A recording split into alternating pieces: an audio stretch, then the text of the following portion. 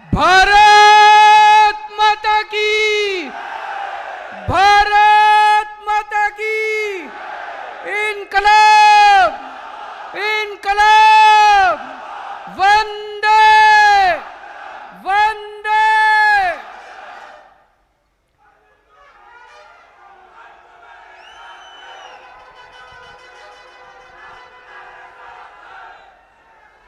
कर्नाटक के कोने कोने से आए हुए सभी भाइयों बहनों, माताओं, बुजुर्गों, बच्चों, आप सब लोगों को मेरा नमस्कार, सबको मेरा प्रणाम। मंच पे भी चंद्रशेखर जी बैठे हैं, पृथ्वी जी, भास्कर राव साहब और बहुत गणमान्य लोग बैठे हैं। आप सब लोगों को मेरा प्रणाम, सबको मेरा नमस्कार। मैं हिंदी में बोलूँगा, कई लोगों को हो सकता है समझने में दिक्कत हो, उसके बाद कोई उसको ट्रांसलेट कर देंगे। मुझे माफ़ कर दीजिए, मैं कन्नड़ में नहीं बोल पाऊँगा, मैं हिंदी में बात करूँगा। मेरा अभी 2 दिन पहले दांत का एक ऑपरेशन हुआ था। बहुत ज़्यादा मुझे दर्द था, बहुत पेन था, लेकिन मैंने पृथ्वी को बोला कि आज यहाँ पे हजारों किसान आने वाले हैं, आज यहाँ पे किसानों के नेता चंद्रशेखर जी आने वाले हैं, तो चाहे मुझे पेन किलर का इंजेक्शन लगाना पड़े, मैं आऊंगा जरूर यहाँ पे। तो चंद्रशेखर जी, आज मैं बहुत सारे पेन किलर लेके आया हूँ। मुझे आज आना था क्योंकि हम किसानों की इज्जत करते हैं, हमारी पार्टी किसानों की इज्जत करती है। सबसे पहले चंद्रशेखर जी का आम आदमी पार्टी में तहे दिल से स्वागत है। आज यहाँ पे हजारों किसान पूरे कर्नाटक के कोने कोने से आए हुए हैं। आप सब लोगों का आम आदमी पार्टी में तहे दिल से स्वागत है। मैं आप लोगों को बधाई भी देना चाहता हूं। किस चीज की बधाई, 2 मिनट में बताता हूं। कहते हैं इंसान को अहंकार नहीं करना चाहिए। रावण ने अहंकार किया था। रावण सीता माता को हर के ले गया। उसको सबने समझाया कि रामचंद्र जी भगवान हैं, भगवान का अवतार हैं, इनसे दुश्मनी मत लो। विभीषण ने समझाया, रावण की पत्नी मंदोदरी ने समझाया कि सीता को वापस कर दो, लेकिन रावण में बड़ा अहंकार था। उसे लगता था वो तो सारी दुनिया को जीत सकता है, वो नहीं माना। अंत में हम सब जानते हैं रावण का क्या हुआ। उसी तरह से केंद्र सरकार को अहंकार था। उनको लगता था वो कुछ भी कर सकते हैं। उन्होंने 3 काले कानून पास किए। उनको अहंकार था कि हमें किसानों की जरूरत नहीं है। केंद्र सरकार को बहुत समझाया, किसानों से पंगे मत लो, किसान अगर सड़क पे उतर गए तो तुम्हारी सरकार हिल जाएगी। केंद्र सरकार नहीं मानी। अंत में 13 महीनों के संघर्ष के बाद केंद्र सरकार को 3 कानून वापस लेने पड़े। मैं आप सब लोगों को सलाम करता हूं, आपके संघर्ष को सलाम करता हूं। आपने वो कर दिखाया जो कोई नहीं कर पाया। उनके अहंकार को आपने रौंद दिया। आज किसानों को राजनीति में आने का निर्णय क्यों लेना पड़ा? 75 साल हो गए आजादी को। 75 साल के बाद भी आज किसानों का इतना बुरा हाल है। देश के कोने कोने में किसान आत्महत्या कर रहे हैं। किसान, छोटा किसान खासकर, इतनी गरीबी की हालत में जीता है। किसान का बेटा किसान नहीं बनना चाहता। वो चाहता है मैं कुछ और बन जाऊं, लेकिन मैं किसान ही नहीं करूंगा। इन्होंने किसानों का बुरा हाल कर दिया। अभी जैसे चंद्रशेखर जी ने बताया, देश का 45% लोग किसानी के ऊपर निर्भर हैं। इतनी बड़ी जनसंख्या के अंदर लोग अगर किसानी पे निर्भर हैं, अगर ये सब लोग इकट्ठे हो जाएं तो बड़ी से बड़ी सरकारों को गिरा सकते हैं। चंद्रशेखर जी, हम भी आंदोलन से निकले हुए हैं। हम भी रामलीला मैदान में बैठा करते थे अन्ना हजारे जी के साथ। हम क्या कह रहे थे? हम कह रहे थे भ्रष्टाचार दूर करो, भ्रष्टाचार खत्म करो। उन्होंने हमें चैलेंज किया, बोले केजरीवाल जी भ्रष्टाचार दूर करना है तो चुनाव लड़ो, राजनीति में आओ, खुद चुनाव लड़ लो। हमने कहा जी हम बड़े छोटे लोग हैं, हमसे चुनाव नहीं लड़े जाते, आप लोग भ्रष्टाचार दूर करो। उन्होंने कहा नहीं, आप चुनाव लड़ो और आओ और आप सिस्टम बदलो। मैंने उनको बार बार कहा, इस देश के आम आदमी को मत ललकारो। ये जो आम आदमी बैठा है ना, ये आम आदमी बड़ा पावरफुल है। जिस दिन ये आम आदमी खड़ा हो गया, जिस दिन आम किसान खड़ा हो गया इस देश का, ये बड़े बड़े सिंहासन हिल जाएंगे। इन्होंने हमें ललकारा, आम आदमी पार्टी बनी, पहले दिल्ली में सरकार बनी, फिर पंजाब में सरकार बनी और अब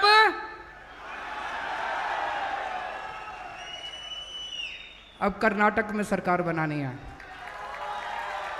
बनानी है कि नहीं बनानी है? दोनों हाथ खड़े करके बताओ कर्नाटक। अभी मैं सुन रहा था, चंद्रशेखर जी बोल रहे थे इसके पहले वाली सरकार 20% की सरकार थी, अभी वाली सरकार 40% की सरकार है, दिल्ली में 0% की सरकार है। और ये मैं नहीं कह रहा, दिल्ली में कट्टर ईमानदार सरकार है, एक पैसे की रिश्वत नहीं लेते, एक पैसे की। इस बात का सर्टिफिकेट मैं हमारे देश के प्रधानमंत्री नरेंद्र मोदी जी से लेके आया हूं कि केजरीवाल सबसे ईमानदार आदमी है। कैसे? प्रधानमंत्री जी ने मेरे ऊपर सीबीआई की रेड कराई। सीबीआई वाले मेरे दफ्तर में आए, मेरे घर पे सीबीआई की रेड हुई, दिल्ली पुलिस की रेड हुई, इनकम टैक्स की रेड हुई, सबकी रेड हुई। मेरे बेडरूम को भी छान लिया उन्होंने, कुछ नहीं मिला। तो हार के प्रधानमंत्री जी को सर्टिफिकेट देना पड़ा कि सबसे देश में सबसे कट्टर ईमानदार एक ही मुख्यमंत्री है, केजरीवाल। उन्होंने मनीष सिसोदिया के ऊपर रेड कराई, मेरे सारे मंत्रियों के ऊपर रेड कराई, मेरे 20 एमएलए के ऊपर रेड कराई, कुछ नहीं मिला उन लोगों को। सबसे कट्टर ईमानदार सरकार है, पहले दिल्ली में बनाई, उसके बाद पंजाब में बनाई, अब कर्नाटक के अंदर भी ईमानदार सरकार बनाई। ये 20% और 40%, ये सारा हिसाब किताब इनका बंद करना पड़ेगा। मैं एक आम आदमी हूं, मुझे पॉलिटिक्स करनी नहीं आती, मैं आप ही की तरह हूं। मेरे भी घर में मेरी वाइफ है, मेरे बच्चे हैं, मेरे माँ बाप मेरे साथ रहते हैं, पर मैं एक आम आदमी का दर्द समझता हूं।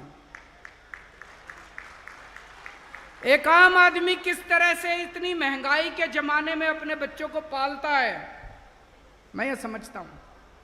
एक आम आदमी क्या चाहता है कि मेरे बच्चों को अच्छी शिक्षा मिले, अच्छे स्कूल में शिक्षा मिले। जब हमारी सरकार बनी, दिल्ली में सरकारी स्कूलों का बहुत बुरा हाल था। कर्नाटक में भी मुझे बताते हैं सरकारी स्कूलों का बुरा हाल है कि नहीं है? सरकारी स्कूलों का बहुत बुरा हाल था। आज दिल्ली के सरकारी स्कूल प्राइवेट से ज्यादा अच्छे हैं। 5 साल के अंदर, 5 साल में हमने दिल्ली के सरकारी स्कूल बदल दिए।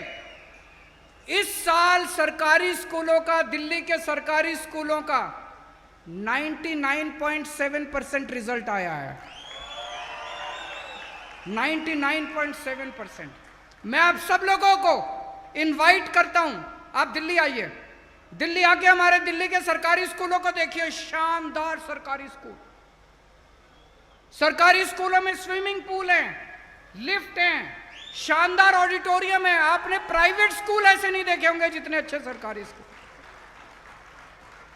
इस साल 4 लाख बच्चों ने अपने नाम कटवा के, प्राइवेट स्कूल से नाम कटवा के सरकारी स्कूल में भर्ती हुए हैं। This is magic. 75 साल में देश में ऐसा नहीं हुआ। पूरे देश के अंदर सरकारी स्कूलों का बुरा हाल है, दिल्ली के अंदर सरकारी स्कूल, शानदार सरकारी स्कूल। कर्नाटक में चाहिए कि नहीं चाहिए? केवल आम आदमी पार्टी कर सकती है। दिल्ली में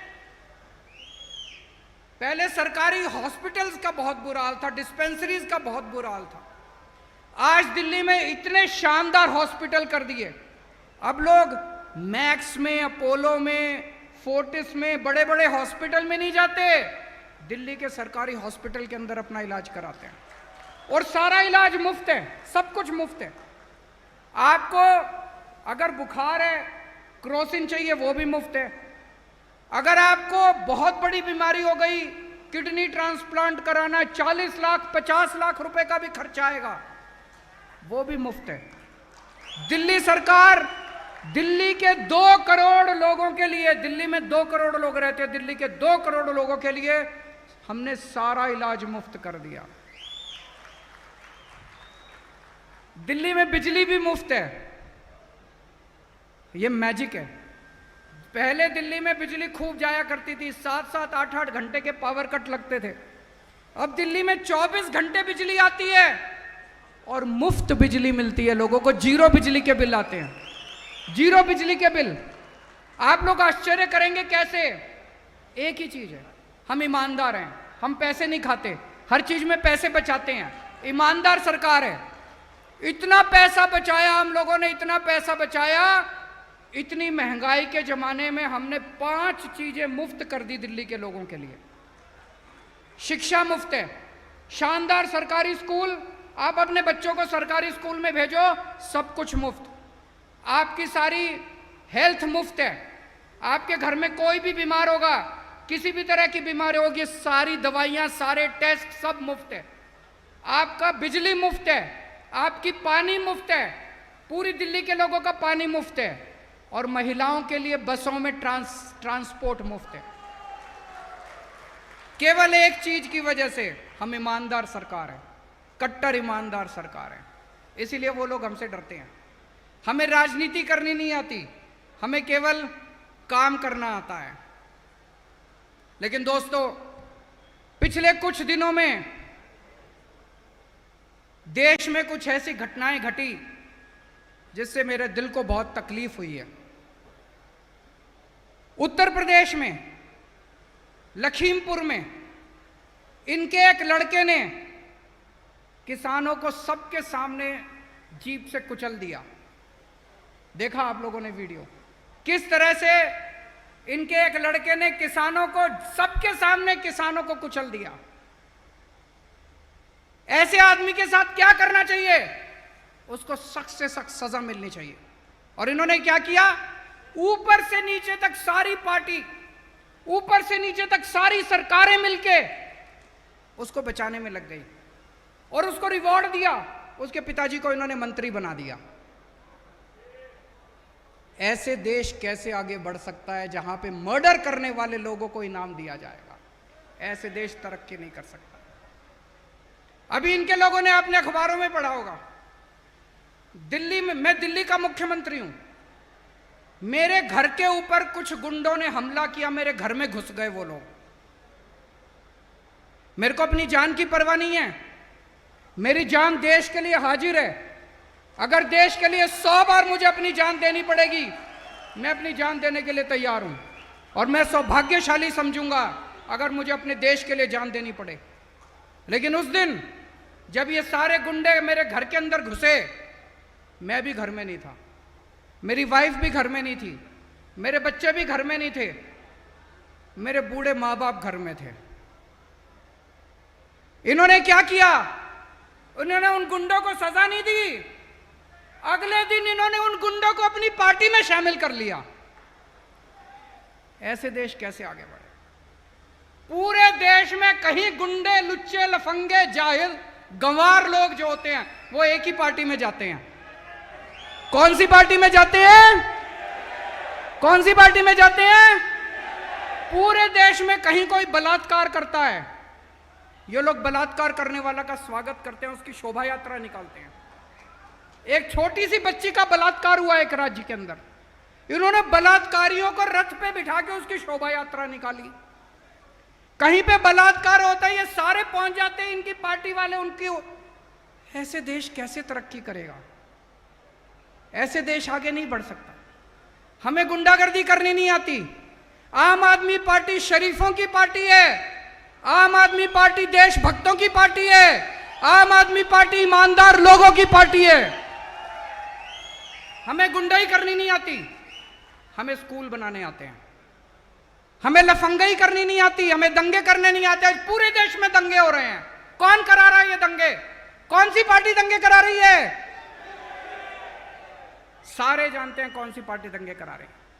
हमें दंगे करने नहीं आते। ऐसे इस देश के लोग नहीं चाहते कि दंगे हो, इस देश के लोग शांति चाहते हैं, इस देश के लोग शांति से जीना चाहते हैं। अगर आपको दंगाई चाहिए तो उनको वोट दे देना, आपको स्कूल चाहिए मेरे को वोट दे देना, अगर आपको गुंडागर्दी चाहिए उनको वोट दे देना, अगर आपको अस्पताल चाहिए केजरीवाल को वोट दे देना। मेरे को दंगाई करनी नहीं आती, मेरे को गुंडाई करनी नहीं आती। स्कूल बनाने आते हैं, अस्पताल बनाने आते हैं, सड़कें बनानी आती हैं, बिजली देनी आती है, पानी देनी आती है, कट्टर ईमानदार सरकार देनी आती है हम लोगों को। दोस्तों, आज मैं बेहद खुश हूं। आज इस मंच के जरिए, जैसा चंद्रशेखर जी कह रहे थे, ये एक तरह से इतिहास रचा जा रहा है। मैं पूरे देश के किसानों का आह्वान करता हूं, आइए पूरे देश के किसान आम आदमी पार्टी ज्वाइन करें। आइए मिलके, जब तक इस देश का किसान खुशहाल नहीं होगा तब तक हम लोग चैन से नहीं बैठेंगे। भारत माता की इनकलाब, इनकलाब।